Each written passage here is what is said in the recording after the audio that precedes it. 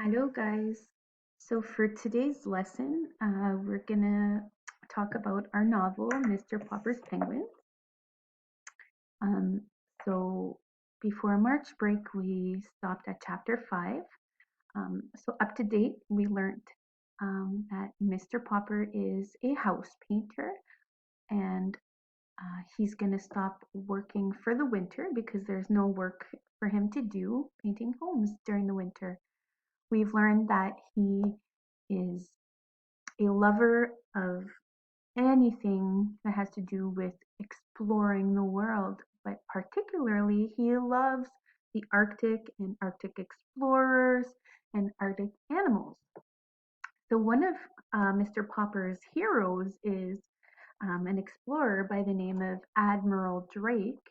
Um, and one night, Mr. Popper was listening to a show on the radio, which he usually did, and he heard Admiral Drake call out his name and say, "Hello, Mr. Popper, how are you? And I have a surprise for you." And so, obviously, we've found out that um, Admiral Drake's surprise was to deliver a penguin to Mr. Popper. So, Mr. Popper got a penguin that he named Captain Cook. Um, so in chapter 5, we discovered that Mr. Popper and his family have decided to um, accept the penguin in their home and find ways to make him comfortable in his new habitat. The penguin took to going into the ice box. Remember what that is? That's the old fashioned word for a freezer, right? So Mr. Popper and his family decided to call the repairman to come modify the fridge so that Captain Cook could live in it. The chapter 5 ended with the repairman seeing Captain Cook and freaking out. So he ran out to go call the police to advise them that there's an Arctic animal living in Mr. Popper's home. So I'm gonna zoom out of my screen here and I'm going to see if we could read together chapter 6. So you can follow along with me to read chapter 6. I'm going to have to zoom out. So chapter 6 is called More Troubles. The children were the first to notice the policeman. "Look, Papa," said Bill, "there's a policeman at the back door. Is he going to arrest you?" "Gloop, gloop, gloop," said Captain Cook, walking with dignity to the door and trying to poke his beak through the screen. "Is this 432 Proudfoot Avenue?" "It is," answered Mr. Popper. "Well, I guess this is the place, all right," said the policeman and pointed to Captain Cook. "Is that thing yours?" "Yes, it is," said Mr. Popper proudly. "And what do you do for a living?" asked the policeman sternly. "Papa is an artist," said Janie. "He's always getting paint and calcimine all over his clothes," said Bill. "I'm a house painter, a decorator," said Mr. Popper. "Won't you come in?" "I won't," said the policeman, "unless I have to." "Ha ha ha," said Bill. "The policeman is afraid of Captain Cook." "Ah!" said the penguin, opening his red beak wide as if he wanted to laugh at the policeman. "Can it talk?" asked the policeman. "What is it? A giant parrot?" "It's a penguin," said Janie. "We keep it for a pet." "Well, if it's only a bird," said the policeman, lifting his cap to scratch his head in a puzzled sort of way. "From the way that fellow with a tool bag yelled at me outside, I thought there was a lion loose in here." "Mamma says Papa's hair looks like a lion's sometimes," said Bill. "Keep still, Bill," said Janie.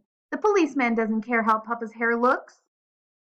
The policeman now scratched his chin. "If it's only a bird, I suppose it will be okay if you keep him in a cage." "We keep him in the ice box," said Bill. "You could put it in the ice box for all I care. What kind of bird did you say it was?" "A penguin," answered Mr. Popper. "And by the way, I might want to take him walking with me.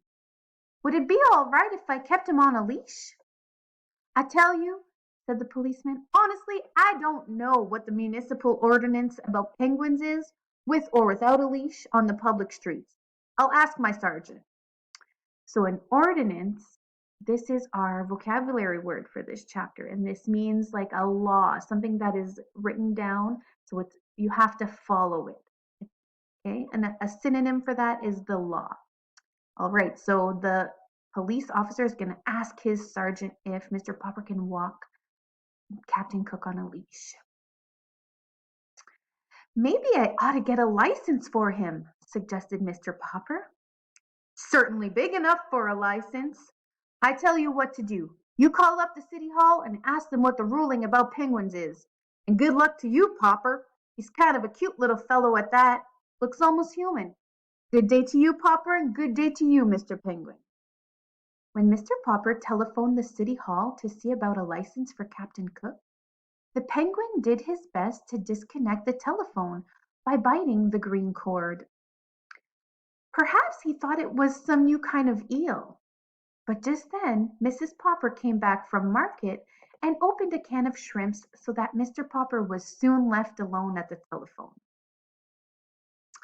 Even so, he found it was not so easy to learn whether or not he must get a license for his strange pet. Every time he would explain what he wanted, he would be told to wait a minute, and much later a new voice would ask him what he wanted. This went on for considerable time. At last, a new voice seemed to take a little interest in the case. Pleased with this friendly voice, Mr. Popper began again to tell about Captain Cook. Is he an army captain, a police captain, or a navy captain? He is not, said Mr. Popper. He's a penguin. Will you repeat that, please? Said the voice. Mr. Popper repeated it. The voice suggested that perhaps he had better spell it out. Penguin, said Mr. Popper. Penguin. Oh, said the voice, you mean the Captain Cook's first name is Benjamin? Not Benjamin, Penguin. It's a bird, said Mr. Popper. Do you mean, said the phone in his ear, that Captain Cook wishes a license to shoot birds? I am sorry, the bird hunting season does not open until November. And please, try to speak a little more distinctly. Mr. Topper, did you say your name is? My name is Popper, not Topper, shouted Mr. Popper. Yes, Mr. Potter, now I can hear you quite clearly. Then listen, roared Mr. Popper, now completely outraged. If you folks at the City Hall don't even know what penguins are, I guess you haven't any rules saying they have to be licensed. I will do without a license for Captain Cook. Just a minute, Mr. Popwell. Our own Mr. Treadbottom of the Bureau of Navigation of Lakes, Rivers, Ponds, and Streams has just come in. I will let you speak to him personally. Perhaps he knows this Benjamin Cook of yours. In a moment, a new voice was speaking to Mr. Popper. Good morning, this is the Automobile License Bureau. Did you have this same car last year? And if so, what was the license number? Mr. Popper had been switched over to the county building. He decided to hang up. So there was chapter 6. Okay, so for your assignment for chapter 6, so it's not a question that's pertaining just for chapter 6, but today's comprehension skill is to analyze the setting, okay? And the setting of a novel, it means like what time, what period of time or a year is this story going on? So I'm going to ask you today, is this happening in the past, the present, or the future? So is this novel happening in the past, present, or future? So what I want you to do is think back. Do you remember some clues that could tell us when this is all happening? Okay, and I'm gonna ask that you in your in your video response that you give at least 2 clues that can tell us if this is happening in the past. Is it in the present? Present means today. Future means like flying in the air car future. Okay. So was this happening in the past, present, or future? And you have to find a minimum of 2 clues. Looking forward to hearing your videos.